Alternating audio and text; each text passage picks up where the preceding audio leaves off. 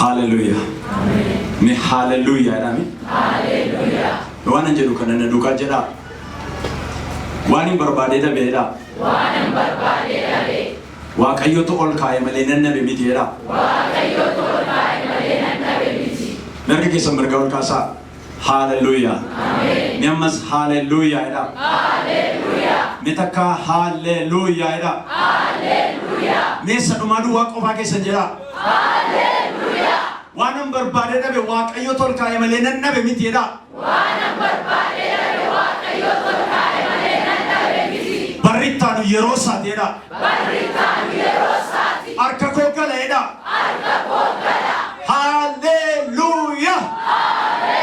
Galanni siif haa ta'u. Ulfinni siif haa ta'u. Waaqayyo ati nuuf abbaa keenyadha. Waaqayyo ati nuuf guddisee keenyadha. Isatti dadhabdee hojjettee oolluuf keessi harka keenyatti kennamuuf balbala ga'eera. Isatti hojjettee waa'ee tokkoon keenyaaf bara jireenya keenyaaf kan nu ga'u oolluu keessi harka keenyatti kennamuuf yeroon ga'eera. Buloonni fuula koo dura ta'anii fuula kee dura ta'anii barumsa kana barachuuf deeman bara kanaan booddee dargaggummaatti akka jaarsaa ta'utu hin ta'in eebbisaan barbaadan dargaggummaatti isaan argata. Jaarsa soorame miti dargaggeessa soorametu baay'ata. Maqaa Yesuusiin ulfinni siif haa ta'u. Harki kee lafa kanarra jira. Afaan kee nurratti banameera. Waldaa kana keessa argamuu keetu mul'achaa jira. Ulfinni waaqummaa kee waldaa kana guutee jira. Foonni iddoo qabu, seexanni iddoo qabu, dadhabbiin biyya lafaa hiyyummaan iddoo qabu, Waaqayyo situ iddoo kana guutee jira. Arra sagantaa kanaa yeroo baanu hidhannaa guddaan hin baana. Arra sagantaa kanaa yeroo baanu abbaa qabeenyummaa keenya mirkaneeffannee hin baana. Galanni Waaqaaf lafarratti siif haa ta'u. Yeroo keenya ishee hafte xumura irratti kana nuuf eebbisi. Maqaa Yesuusiin ameen. Waaqayyoon baay'ee guddaa galateeffannaa carraa kan argannee qabeenya qabaa dhabe marsaa lammaffaadhaan walitti deebi'uu keenyaaf ani gammachuun koo baay'ee guddaadha.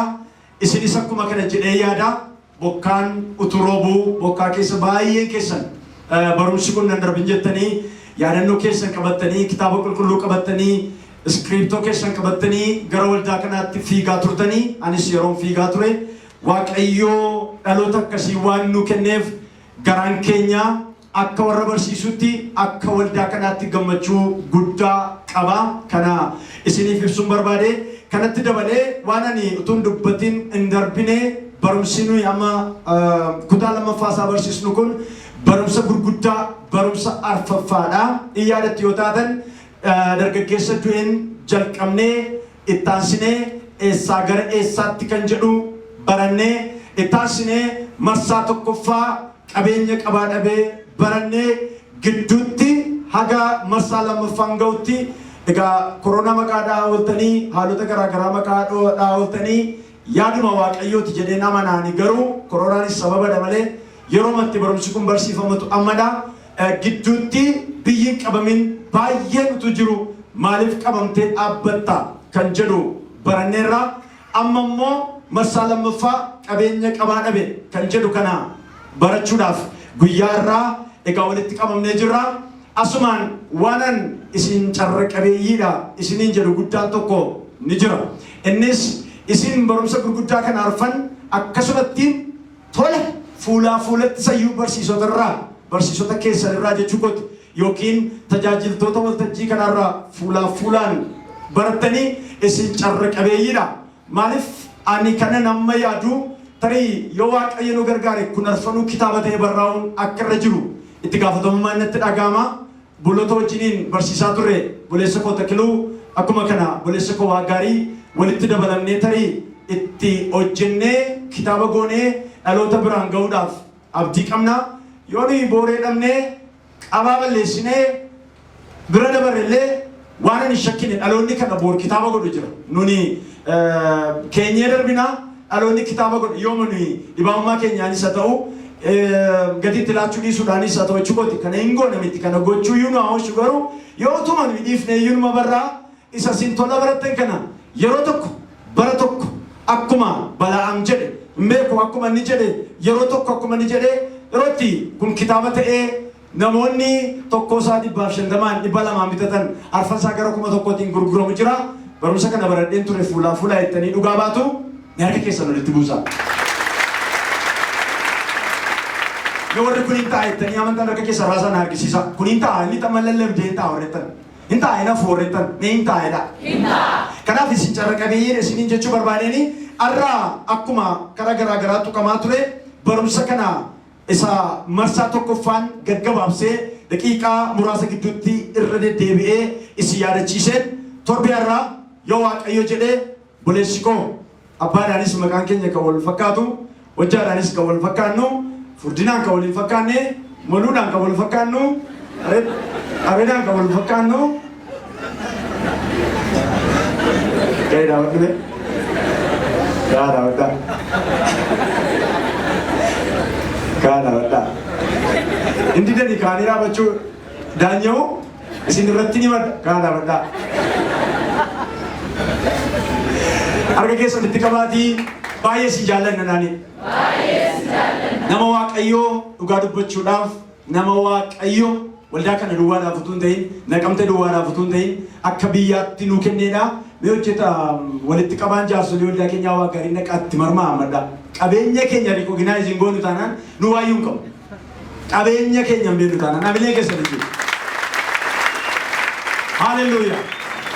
Isin jaallannaa jedhaani. Isin jaallannaa. Takiluun nuuf ani takiluu jedhee waama ijaa baay'ee walitti siqnuu fi innis maqaatti badaa namanu maqaa maawwal waamnaa baay'ee jaallannaa buleessa keenya waa gaarii ati immoo dabaree kee dhaqee hammadhu geggeessaa dhuguma geggeessaa dhuma dhugaa Waaqayyo nu kennee Waaqayyo sinaa eebbisuu jedhaani. Sinaa eebbisu ta'a sin lamaanii bushaan kaatee dhaabattaa mitikkuun kaatee dhaabattaa fileetan kaatee dhaabattaa namani bira darbuu hin dandeenye baay'ee jaalladhu dhugaa dubbachuuf hammam akka dandeettii isaa ga'u nama isinillee hin beekne tameen ka'ee dhaabataa saamiin ka'ee dhaabataa warra tajaajilaa turan jiran duwwaa waama malee baay'ee isaa waamee fixuu hin danda'u kiiboordistaa addisuun ka'ee dhaabataa achi taa'ee saawundi siistemii kan sirreessu lammiin ka'ee dhaabataa jaallammii ka'aa dhaabataa harka keessan itti qabaa. Obboleessi sagantaa dursaa ture nagoon ka'ee dhaabataa harka keessan itti qabaa isinaa eebbisoodhaani. Waan kana godhuuf hin qaba isinaa eebbisoodhaani. Ijoolleen baakgiraawundiis ka'aa dhaabataa ulfina Waaqayyootiif akka dallaadduu bishaan keessaa qorachaa turtan ka'aa dhaabataa. Ka'aa dhaabataa. Waaqayyo isinaa eebbisoodhaani. Harka keessan walitti buusaa isaana ta'anii gooftaadhaaf galannaa ta'u kallattiidhaan gara barumsaa qabeenya qabaa dhabeetti darbaa caqasinuun akka mata dureetti yookiin akka caqasanuu hoogganutti fudhannee macaafa lallabaa boqonnaa 7 lakkoofsa 18dha. Nan dubbisa lallaba boqonnaa 7 lakkoofsa 18 waan tokko yommuu qabattu isa kaanis lafa hin buusin namni Waaqayyoon sodaatu qabaa waan hundumaa beekaa jedha. Paartii lama qabaa waan tokko yeroo qabattu isa dura qabdus lafa hin buusin namni Waaqayyoon sodaatu qabaa waan hundumaa beeka qabaa waan hundumaa beeka kan jedhu sun konseptii barumsi kun keessaa ba'eedha. Qabeenya qabaa dhabe kan jedhu jechuudha. Kaayyoon barumsa kanaa kaayyoo gurguddaa lama qaba. Inni jalqabaa qabeenya maalii qabdu isin amma barumsa kana barachaa kan jirtan isa kana isinitti himna. Inni lammaffaan qabeenya qabdan kana akka kunuunfattaniif immoo akkatti qabeenyicha qabattan isin barsiisna. Kana lamaanidha kan barsiifamu. Kanaaf qabeenya maalii qabdu isin kan jedhutti yeroo dhufnu addunyaa kana irratti qabeenyi guddaan namadha. Qabeenyi guddaan addunyaa kana namadha. Kan ammoo kan inni barru guyyaa 5 guutuu Waaqayyo waan hundumaa uume eega raawwatee booddee gaafa guyyaa 6ffaa nama uume. Nama isa dhumarratti dhufe kana garuu tokkoffaa akka isa guyyaa tokkoffaa amma guyyaa 5tti uume hin uumne. Lammaffaa itti gaafatamummaa guyyaa tokko amma guyyaa 5tti wantoota uumetti hin kennine ilma namaatti kenne. Itti gaafatamummaa guddaa itti kenne. Waan 4 itti dubbate isa kanarratti Dr. Miles Monroe sirriitti barsiisaniiru. Kitaaba isaaniirraa dubbistaniittu jedheen yaada yoon dubbisne ta'e kitaaba isaanii dubbisaa isaan gara abbaa isaanii deemaniiru. Itti gaafatamummaa gurguddaa 3 kenne Waaqayyo namaaf yeroo uume. Inni jalqabaa horaa ittiin jedhu. Horaan kun akka kitaaba sanarra jirutti waa'ee ijoollee godhachuu waa'ee baay'achuuti. Isarra iyyuu darbe immoo waa'ee qabeenya horuu akka achi keessa dhokatee jiru abdii guddaa qaba. Horaa jedha. Afaan Ingilizii isaa be fruitful jedha. Reproduce jedha. Horaa jedha. Inni lammaffaan erga hortanii baay'adhaa multiply. Kana warri biizinesiidhaa barumsa kana keessatti tarii torbeerraa yookiin torbeerraa I think dhufanii wanta nutti dubbatan qabaachuu danda'u yookiin torbee lamaanirraa I'm not sure torbeerraa ogeessa fayyaatu dhufee dhimma sanarratti hubannoo gabaabaa nu laata daqiiqaa 5 amma 10 yaada torbee lamaanirratti waa'ee biizinesii kana barumsi kun all about business biizinesii jijjaa wal hidhatuu fi waan baay'ee isaantu dhufee ifannuu godha. Ani garuu kitaaba qulqulluurraa waan an dubbiseef kitaabota garaagaraarraa waan an dubbise walitti cuunfee yeroon dubbadhu horaa inni jedhu suni jalqaba productionii produce godha namni waa in oomisha. Erga oomishee booddee hin baay'isa waan oomishe sana hin baay'isa baay'achuu qaba. Fakkeenyaaf moodelli konkolaataa tokko gaafa hojjetamu konkolaataa miliyoona tokkotu hojjetama miti. Moodela tokkittiitu hojjetama. Moodela tokkittii sanatu baay'atee konkolaataa baay'ee ta'a. Hin baay'ataa jechuudha. Sadaffaa irratti Waaqayyo maal ittiin jedhee lafa guutaa ittiin jedhe. Lafa guutaa lafi duwwaatudha yeroo sana jaateef guutaa jedhe. Inni arfaffaan harka keessan jala gashadhaa lafa guutaa inni jedhu suni afaan Ingilizii isaa replenish yookiin immoo lafa kana guutummaa cover godhaa jechuudha. Inni arfaffaa subdue yookiin immoo bitaa kan jedhu. To'annaa keessan jala oolchadhaa kan jedhu of keessaa qaba. Kanaaf namni ofuma isaatiiyyuu qabeenyaa guddaa yeroo garaagaraatti waltajjii kanarratti anis buloonni koo kan biraanis hin dubbatu waa'ee namaa ilkaanni tokko qarshii 5,000 buqqa'ee jijjiirama. Ilkaan isa duraatu hin ta'in seeraamikiitu dhaabbata akka garaa nyaachuu hin danda'u foolii godhataa buqqa'ee deebi'aa isa sana miti 5,000 dhaabama ilkaanni tokko. Ilkaan 32 qaba. Nama ilkaanni kun nagaa nama maatti galata Waaqayyo 32 nyaaddan ni jiru. Haxira sooressaa fakkaatanii jiru. Waan tokko wanti keessaa buqqeen jiru kara tokko kara sareen galtu mitiiti kara boogeen galtu jiru. Maqaan isaa kan eebbifame haa ta'u. Kan nama tokko sorry. Achiin kolfe dursii abbaan isaa jedhee. Ilkaan 32 kana gara qarshiittutuma deebistanii seeraamikii 32 isa waan fayyadne bitadhatu sinin jedhaniiti bitadhaatu sinin jedhanii qarshii 5,000 sinii kanneen qarshii 160 qabdu afaan keessa dhugaadha. Maqaan isaa kan eebbifame haa ta'u. Afaanni keeyyuu qabeenya guddaa. Hidhiin kun immoo ammamaatti hin jijjiiramne malee hidhiin immoo isa caala. Maaliif hidhiin immoo kabaree utuu hidhiin kun hin jiru ta'eeti namni sa'aatii 20 afur kolfaane. Waaqayyoon hidhii isii kenne maqaan isaa eebbifamu. Sassaabesii qabu gaafati gorortu. Sassaabesii qabu gaafati nama saamtu nyaanya. Hidhiin utuu sitti hin jiru ta'e saree muummeetti du'e bakka. Waaqayyo si gargaaree hidhii isii kenne. Hidhiin immoo gabaabsaamaa 500 qabaddaa hidhii gatii isaa jechuu qotta. Arraba immoo asii ka'ee achi abbaan jedhe tokko jira sila kennamaa anko asii ka'ee achi go. Waardiyaa 32 qaba jaatee bakka itti gadi muko. Arraba immoo cina manaa miliyoona tokkotti qabadhaa. Anamma biddeenni koo arrabarra jira arrabaan dubbadheen barsiisee nyaata. Waaqayyoon arraba naa laattee ijoollee kana afaan Ingilizii barsiisu gooti maqaan kee eebbifamu. Arraba kootiin biddeen nyaata. Biddeen tu ta'e arraba kootiin dubbadhee jira. Kennaa guddaa namni qabeenya guddaa miliyoona walakkaa isin jedhama. Walitti ilaatanii hammatu qaama keessan kana guutummaa ija qarshiitiin jijjiirtanii fuula Waaqayyoo duratti dhoowwaadhaaf malee biliyoonaan lakkaa'amu malee waan isin qabdan kun waan xinnoo miti. Kanaaf sagalee Waaqayyoo maal jedhaa? Anni uffatarra caale. Thank you Holy Spirit. Anni uffatarra caale. Ani yeroo xunnummaa kooti abjadii uffannee garuu wayyaama waan akka carqii maal natti bisaa turan. Achi booddee gaafa naa iskuulii galu yuunifoormii takkaan uffanne bara keenya ammas yuunifoormii furaa qabna takkaa yuunifoormii uffanne amma natti dhagaama uffatte na fuukotiif. Wayyaa garaa garaa uffadhe xinnummaa kootii kaasee yoo wayyaa uffadhe lakkaa'e baay'ee dhagaa. Akka ilma xinnaa tokkotti baay'ee dhagaa. Garuu anni koo isuma ganama naaf kennameedha hin jijjiiran. Namoonni uffataaf baay'ee boosanii hin boo'inaa uffatarra kan caalu qabeenya guddaa qabdu. Kitaabni qulqulluun anni maalirra caale? Anni maalirra caale? Anni uffatarra caale. Anna qabdaati. Anna qabdaati uffataaf boosan.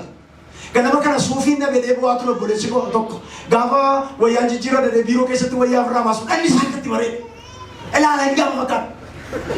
Dhugaa Waaqayyo jajjabaadha deemudha. Jabaadhu deemannaa ergaa dabarsaa fi jajjabaatu qaamaa gubatanis. Mee akka keessan ol kaasaati an qabeenya guddaadha dhaame. Kanaaf egaa namni qabeenya guddaadha. Mee amma gara qabeenyaatti yeroo deebinu qabeenya kara garaa garaadha kan nuyi yaadatti yoo taatan gaafa torbee jalqabaa dubbanne kara garaa garaa mee qoqqoonnee malaaluudhaaf inni jalqabaa qabeenyi wanta mul'atuudha. Material resource yookiin immoo waan mul'atu wayyaa keessan, kophee keessan, moobaayilii keessan, biraandii haa ta'u biraandii ta'in, televezyiinii keessan, soofaa keessan, dukkaa keessan, mana keessan, mashinii garaa garaa qabdan waan mul'atu qabeenyaa.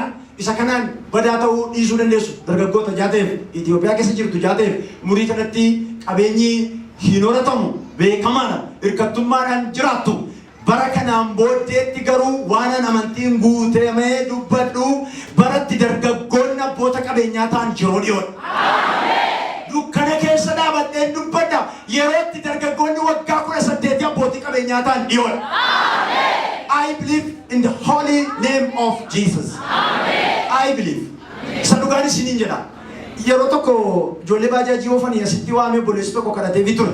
Makiinaa isinii bitamaa gottaa baajaajii dhiiftanii ennaan nama furmoo nama shintu ka'e boleessiin baay'ee jaalladhu tokko didee duddubatta hafe bakkeetti arganii maaliif kan isla yeroo kadhatame ennaani mucaa qabadheen turee achuma taa'een amanee jedhe silaa safara maaramii nama dubbisuu dandeenyaan na dhugaa fiigee maala jetta danaa ennaan oldaan dhumni yeroo arbaata soon fudhannee hatennaan inni makiinaa wayiin bituu dhufeenii nama ta'etu cabee kunoo dibduu geessanii mi'a makiinaa bituu dhufee maal goota mi'a makiinaa naan nageenyatti sagaaficha kadhatame koo achiin baay'ina fee malee ani konkolaataa bitadheera ijoollee sana keessaatii nama 3 konkolaataa bitate mi'a akka keessan mirga ol kaasaa sagalee amantiin isin irratti dubbadha. Barri kanaan booddee warri barumsa kana baratan baratti dargaggummaatti namni sooramuudha. Erga dulloomte hin sooramtu erga duddi gassi jedhee hin sooramtu erga ilkaan isirraa dhume hin nyaattu nyaati gara kee dhufu dargaggummaamatti nyaati gara kee dhufa hamma nyaachuu qabdu nyaata. Believe in this. Amma nyaachuu qabu dargaggummaatti hin nyaata. Mirga keessan mirga ol kaasaa namoota baay'ee irraa nana mana wayyaan iyyummaa irraa yaa'ee balballi irraa banamee haleluuyaa. Waaqayyo namoota baay'eedhaaf ijaaba. Waaqayyo namoota baay'ee lafaa kaasa. Waaqayyo warra baratanii digirii waggaa meeqa mana keessan balbala isinirraa banee isinirraa eebba keessan isinitti gadhiisee isinirraa hariyaa qarxaasaa iyyummaa. Namni amantuu harka kee ol baasi. Haleluuyaa. Mee waan hin jedhu kan inni duukaa jedha Waaqayyoodha. Umurii dargaggummaattiidha. Eebba natti dhangalaasedha. Baratti waldaan kiristiyaanaa mana jaarraa maallaqa fidaa jettu baay'een hin jiru akka biyya guddate yerootti waa'ee mana jaarsaa jaartu dargaggeessa tokkotu saba keessaa harkaan si waamee dargaggeessa waggaa 21 saba keessaa harkaan si waamee baasii isaa meeqa deessi gaafata. Baasii isaa miliyoona 10 fixattaa cheekii miliyoona 10 shat godhee si kenna. Namni kan amanu dukkana keessa dhaabate namni kan amanu akka Elsaa'i maqaa Yesuus Kiristoosiin inni si. Maqaa Yesuusiin inni si. Maqaa Yesuusiin inni si. Maqaa Yesuusiin inni si. Haleluuyaa. Isin qabeenya materiaalii qabaachuu baattan qabeenya lammaffaa qabeenya non material kan jedhamu jira. Kan hin qaqqabatamne, kan hin argamne, kan namni walirraa fuudhuu hin dandeenye inni immoo qabeenya dhokataa keessa namaa jiru. Tokko yaada nama, mul'ata nama, ogummaa nama, beekumsa nama isa dhokataa isa maallaqa ta'uu danda'u jechuudha. Yeroo tokko naannoo manaatii gaafa nu waa hojjechiisu dargaggootaan kottaa waa hojjedhaan jedhu dargaggoonni baay'een ganama gaafa manaa ba'an zirzirii qabdaa birrii kunan gaafatettuni muka faa bittee maal jettee nama qansiraasii hojjetu jechuudha. Birrii kunan kenni gaafattu maasteeraan birrii kunan kiisii koo keessa hin jiru sin jiru qansiraa hojjechaa jiru. Gaafa manaa ba'anii birrii kunan kiisii keessa hin jiru. Galgala gaafa galan yoo simmintoo bukeessu ta'ee waa xinnoon sochootee 300 fuudhanii galu. 300 sana eessaa fuudhu ganama harka duwwaa ba'an utuu hin ta'in humna qarshii 300 baasu qabu turan. Understand it? Humna qarshii 300 qabu waan qabaniif konfidensiidhaan karaatti ba'anii dhaabatu. Simmintoo bukeessita nan bukeessa gimbiin gana ba'a 300 hin hojjedhu guyyaatti hin jedhu humna isaanii kennanii qarshii fudhatu. Anis akkasuma gaafa manaa ba'u hojjettoonni mootummaas akkasuma annee humna keenya laannee qarshii fudhan nu keessa qarshii guddaa jira. Guyyaatti 300 taanan jetti meeqa dhufa kaalkuleet godha sanbata keessaa baasati guyyaa 22 baay'isuu 3 kuma jaaf dhibba ja'a I think like that kuma jaaf dhibba ja'a humna guddaatu si keessa qabeenyi isaa mul'ata guddaatu si keessa qabeenyi isaa kanaaf kaayyoon barumsa kanaa inni guddaan dargaggoota keenya keessa waan waaqayyoon akka isaan baasanii gidduu kana suuqiirra waan ta'eef deddeebi'aan ture ijoolleen mana barumsaatti barsiisee akaadaamiidhaan illee baay'ee maana as galutti hin jenne baay'ee isaanii biizinesiitti galanii kottu maasteer nu barsiisteetta hin jedhu maal hojjetta mana maxxansaa banee hojjechaa jira akka miraree galata waaqayyoo kunoo maatii kootiin mana jaaran ijoollee makaleessa kunoo mana jaaran mana maxxansaatti noo bananii ijoollee maatii mana jaaranii jireenya jiraachaa jiru maqaa gooftaa Yesuus Kiristoosiin hundumti keessan biizinesiitti duudaa. Haleluuyaa. Amanni dhaabatee kaameeraa waraabaa jiru kun ogummaa guddaa. Anaanisatu beeka waan waliin dubban gaafa torbee ja'a barumsuun waan fudhatee deemusatu beeka. Hojjetaa jira ogummaa guddaa. Isinis waan hojjetan waaqayyoo kanaan booddee isinitti agarsiisa.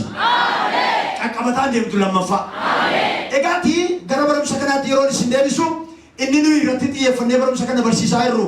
Iddoo sadiitti qoonnee akka biizinesiitti qabeenyi yookiin riisoors isheen jedhamtu sun qabeenya yeroo jennu maallaqa duwwaa miti waan hedduudha. Iddoo sadiitti qoonneedha kan dubbachaa ture inni jalqabaa qabeenya namaati sanama dubbachaa jiru qabeenya humna namaa human resource warri baay'een keessan egaa biizinesii baratan ijaatee fi baay'een rakkisu waan dubbadhu kun accountingii economicsii business administrationii bankingii purchasingii naamingii baratan ijaatee fi baay'ee natti ulfaatu resourcii bakka sadiitti qoodamu inni jalqabaa human resource nama jechuudha humna namaa jechuudha. Fakkeenyaaf ijoollee lama maqaa isaanii dhahaa ture waldaa keessaatti qabeenya waldaa kanaatti human resource waldaa kanaatti an qabeenya waldaa kanaatti human resource waldaa kanaatti isa kana jechuudha humna namaa jechuudha.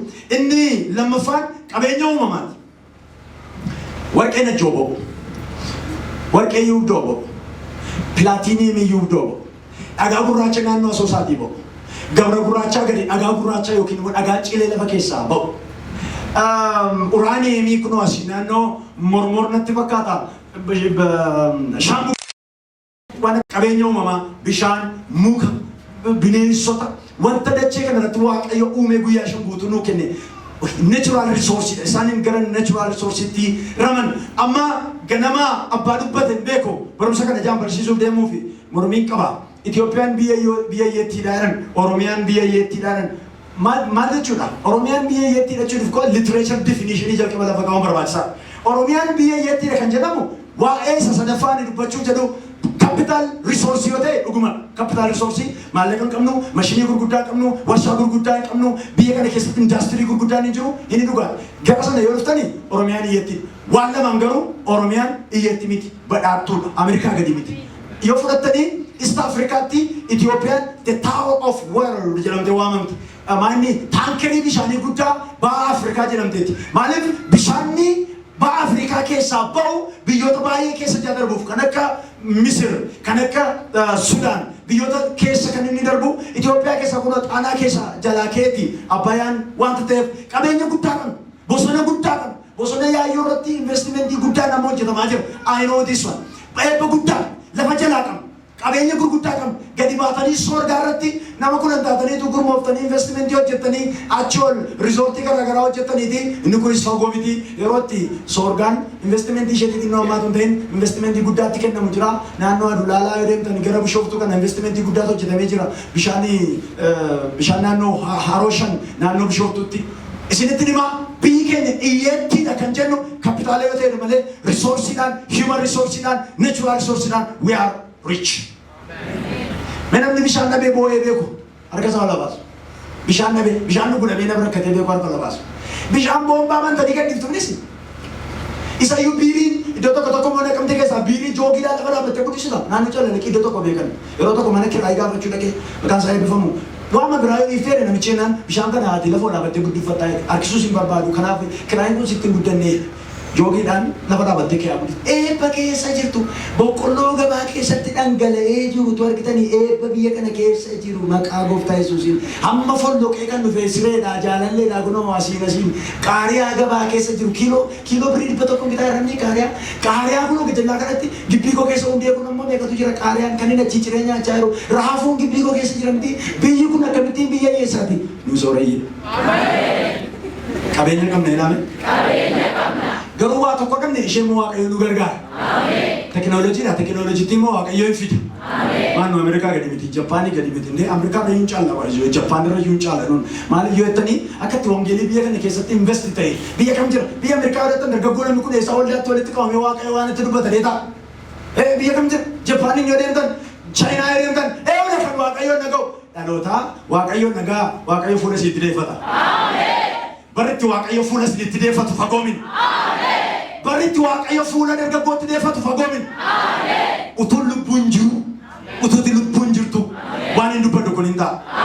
Kanaaf human resource yookiin qabeenya humna namaa, qabeenya kapitaalaa yookiin qabeenya kapitaalaa jechuun maashinoota garaagaraa akka isiniin jedhee indaastirii garaagaraa maallaqa maal warra akkasii namni ofiisaatii hojiidhaaf tolfatee jechuudha.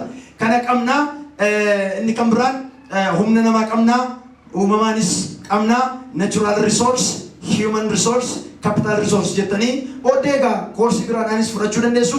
Kana ergi jennee booddee inni nuyi barannee finne kutaa tokkoffaa keessatti gara xumuraatti hin fidaadha. Inni nuyi kutaa tokkoffaa keessatti barannee finne kana sadan keessaa qabeenya humna namaa, qabeenya kapitaalaa, qabeenya uumamaa keessaa tokko duwwaa. Qabeenya humna namaa irratti barumsa ga'aa walitti fufnee torbee 4 barachuu keenya nan yaadadha. Maal baranne? Qabeenya humna namaa ilaalchisee tokko jennee qabeenya humna namaa jennee nama eenyutu qabuu danda'a jenneetu iddoo sadiitti qoonnee ilaalla.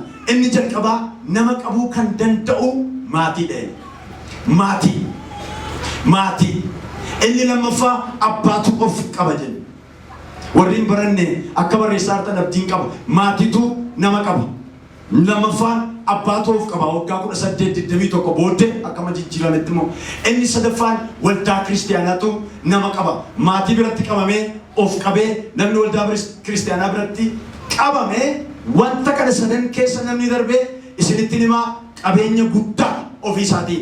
Mee waa'ee maatii waan muraasan isinitti himu. Maatiin keenya waaqayyotu nu gargaaree xinnummaatti waldaa nu geessan waan guddaan maatiin koo anaaf godhan yoo jiraate yeroo hundumaa jireenya koo keessatti acknowledge godhaa waan hin jiraadhu daa'imummaa kootti harka koo qabanii dura baatanii na geessan utuu narma hodhuu na geessan waldaatti na cuubsisan daa'imummaa kootti harka na qabatanii mana keenyarraa waldaan keenya daqiiqaa 30 fagaataa daqiiqaa 30 guutuu mucaa waggaa 3 mucaa waggaa 4 dhoqqee keessa na guututanii fixeensa keessa na guututanii waldaatti na geessaa turan.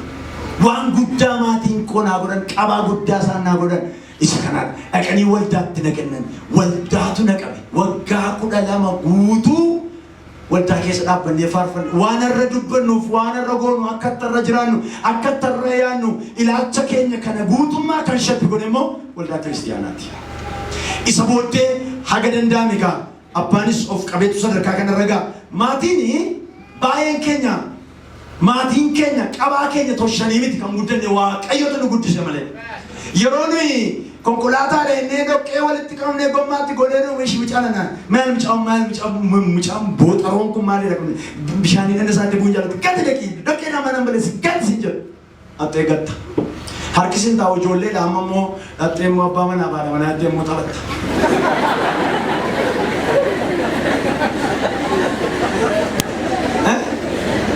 Ulee fuutee akka keesseetu miilan dalaala dabarsitee ulee miila ishee jala keessee ofii keessa ulichi mara teesseetu abbaan tokko ulichi harkisaa gaangeedhaan harkifte. Waaqayyoon nu gargaare malee utuu aqii maddaamiin hin gahin fuudhee dhuma ture namni baadiyyaa gargaarsisaa guddaadha garuu maqaan isaa kan eebbifame haa ta'u. Amma baadiyyaa keessa gaafa deemtanii ijoolleen abbaa manaa baadha manaa itti taphatti. Maaliif akka ijoolleen abbaa manaa baadha manaa itti taphattu isinitti himu manaatii gaafa intalli bishaan harkaa buuftu fayyaa waaqayyoon bakka durgaabii fiddee ilaa waan sammuu ijoolleetti maxxanu ilaa durgaabii fiddee gurbaan immoo gaafa si dhaqee isaa wagga deebisu mucaan waggaa 3 kattadhee gaafa san gaaduu kaafii koo bakka koo waggaa 2 wadee qotee oolshan maal amma mul'anni maatiin dura buusaaranii qotanii oolshuu gaafa gurbaan sa'a dabareetus immoo hankeetii gulu durfuu dhaga'e mucaan waggaa 6 waggaa 7 maal bodur fuudha gayo amma mucaan koo waggaa 12 taateetti arba xinnoo babaafteetti natti himteetta karma baaftee transparentii dha jaatee jechuudha natti himteetti yeroo waggaa tokko hin ta'e waggaa 2 ta'e beeku keessumaa guddaa tokko immoo eegaa irraa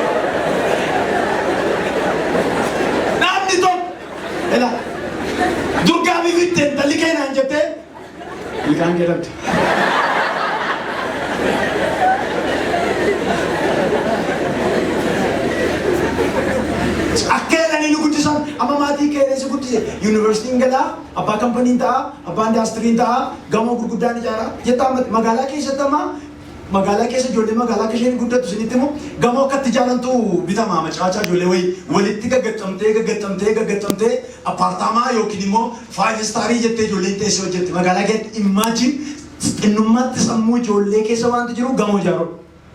Computer Rato, Makina of Julete in computer. Why was it again? Makina of mine and why of Andra? Why on a why on the Makina of Arujul? Kubasanitini, mobile to Kubiramu. Mujano Gato Kovi, Jessica Kabanama, Kavani, Menetical, the mobile Rabu de Kabot. No Gato Kovi, Jessica or Galamati, Kokina for you, Nankasa.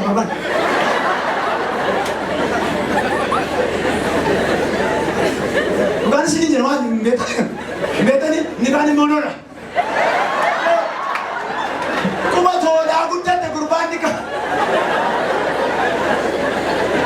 Mati kasibrat ti gudat chun bayar kisat.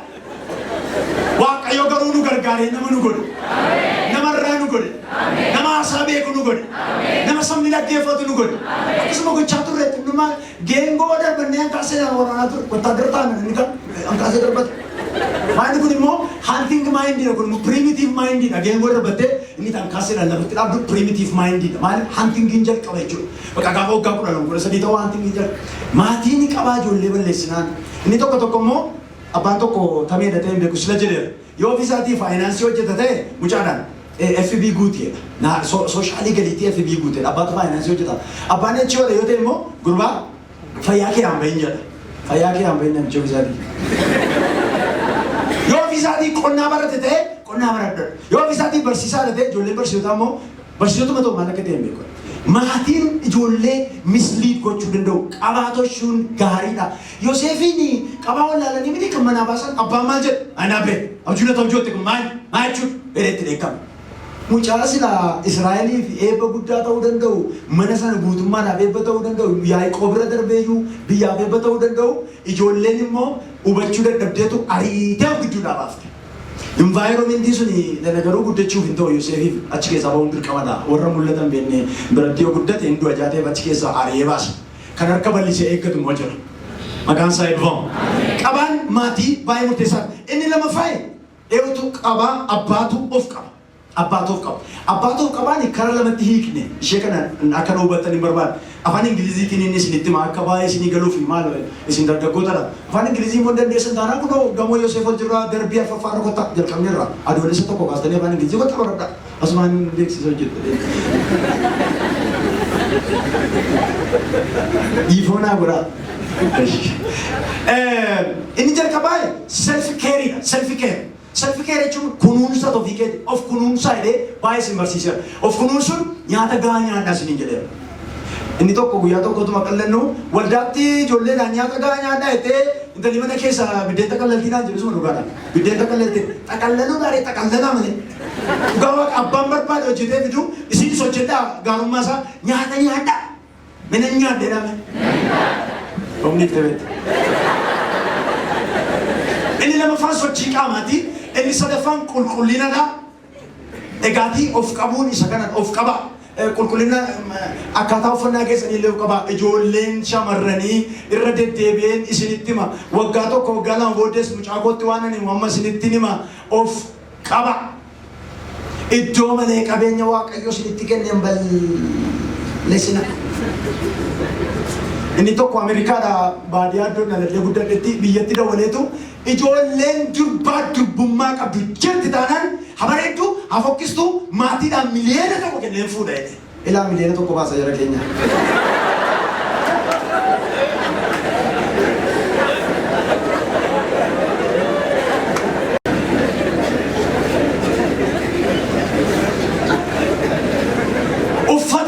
Uffata sinirraa deemu ilaalaa uffadha.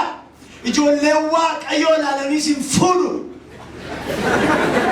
Akka qaama keessa waaqayyo sinii kennetti uffadha. Ijoolleen durbaa miilli keessa xinnoo akka kakallachuu ta'u qamisii dheeraa nama faashinii ta'e barreessinii dhufe. Diddemii lamkaasee seetanaa fakkaatutti miini iskirtiin uffatin.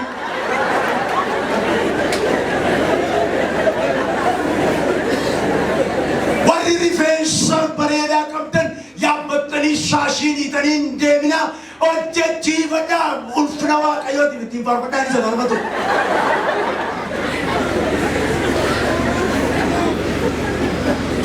Jennee dubbanne jechuu kooti kanaan dura of qaba. Inni lammaffaa of qabuuni of dhowwuudha. Of dhowwuu self control of dhowwaa waan argitanitti hin baambanina. Eenyutu fonkoo isa gara du'aatti nageessu kan harkaan hawaasedha Phaawulos. Of dhowwuu jechuun utuma wanti baay'een isin barbaachisu dargaggummaan umuriin abiddaa kun utuunni waan hundumaa isin barbaachisu utuu harka qabattanii nama wajjin deemuu isin hawwisiisu utuu bilbila nama bilbiltaniif qabaattan isin hawwisiisu utuu nama tekstii barreessitaniif qabaattan utuu isin hawwisiisu jaalallee qabachuun utuu isin barbaachisu uffanni utuu isin barbaachisu wanti hundumtuu utuu isin barbaachisu of qaba. Ofan qaba jedhame. Ofan qaba.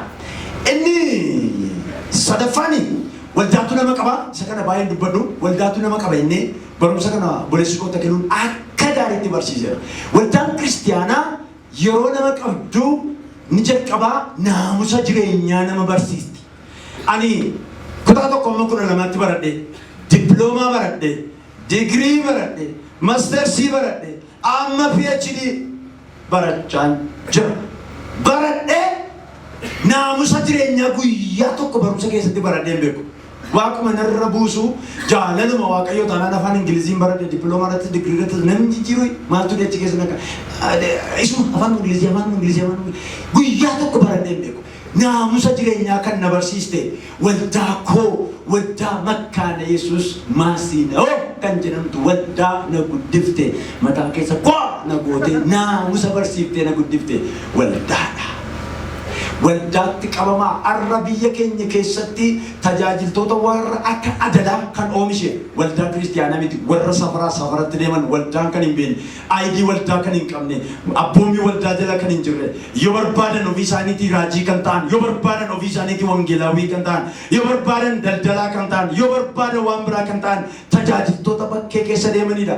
Yaa saba waaqayyoo yaa dargaggoota tajaajilaa naamusa qabu ta'uu barbaaddu taanaan galma ga'uu barbaadu taanaan jaalladhaas jibbaas aboon harka waldaa kiristiyaanaa keessa jira. Bakka galaanni hin jirretti jalbaa yookiin immoo bidiruu oofuun hin danda'amu. Waldaan qabdu taanaan bidiruu oofuu hin dandeessu bidiruu amantii. Bidiruun amantii kan oofamu waldaa keessadha. Waldaatti qabamaa, gorfamaa, eekkamamaa. Jaarsolii miila isaanii jala ta'a. Hojjettoota wangeelaa miila isaanii jala ta'a. Irraa baradhaa. Eekkamsa fudhadhaa. Nan balleesse jedhaa. Nan dogongore jedhaa. Maalla gorsita jedhaa. Akkamittiin guddadha jedhaa. Waaqayyo aboo warra kanaaf kenna. Qabama namoonni waldaan maalla gooti annan guddadhaa dhaqaa garuu deemtanii galman qabdanii hin kassartu. Kanaaf egaa kan nama qabuu danda'u maatiidha. Abbaatoof qaba. Waldaa kiristiyaanaatu nama qaba. Isin jalqaba qabeenyaadha. Ameen jedhaa. Ameen. Ani qabeenyaadha. Ani qabeenyaadha. Lammaffaa isin abbaa qabeenyaati. Ani abbaa qabeenyaadha. Ani abbaa qabeenyaati. Kanaaf waaqayyo akkasi qabeenya kana qabdan barbaada ofii keessan akka qabdan barbaada diteelii waa'ee qabeenya keessaa boodatti deebina hin dubbanne yeroo biraa waa'ee qabeenya keessaa waa'ee qabeenya bakkee baay'ee hin dubbannu waaqayyo immoo nu gargaara dhaamsi koo haga barumsi kun barsiifamee numutti adaraan isiniin jedha wanti dhufe yoo dhufe sagantaa keessan sirreeffadhaa baradhaa kitaaba qulqulluu iskiriiptoo yaadannoo keessan qabadhaa gooftaan inni guyyaa har'aa nu barsiisee hagalateeffamuusaaf galata laadhaa.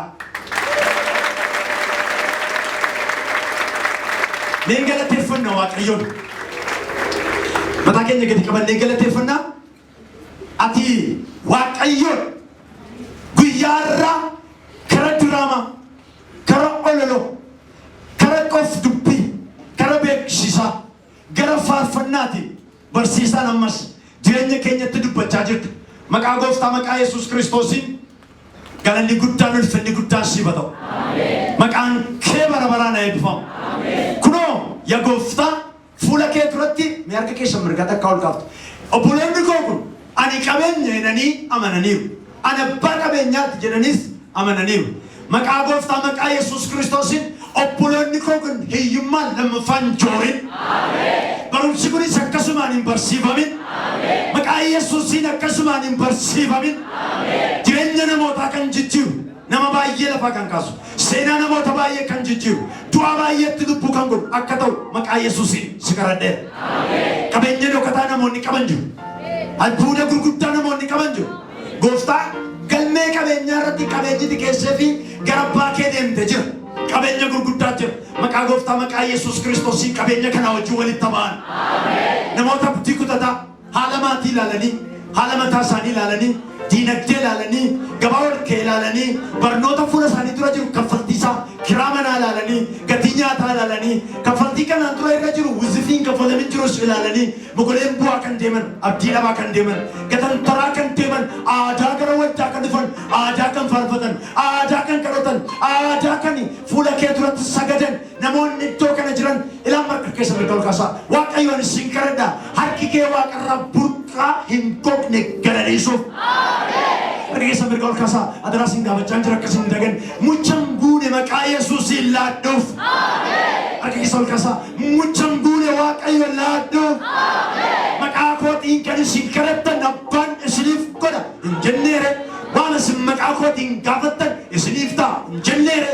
Dubbiin kee sobaadhe dhugaadha. Dubbiin kee mamii qabaadhe guutummaatti fudhatama.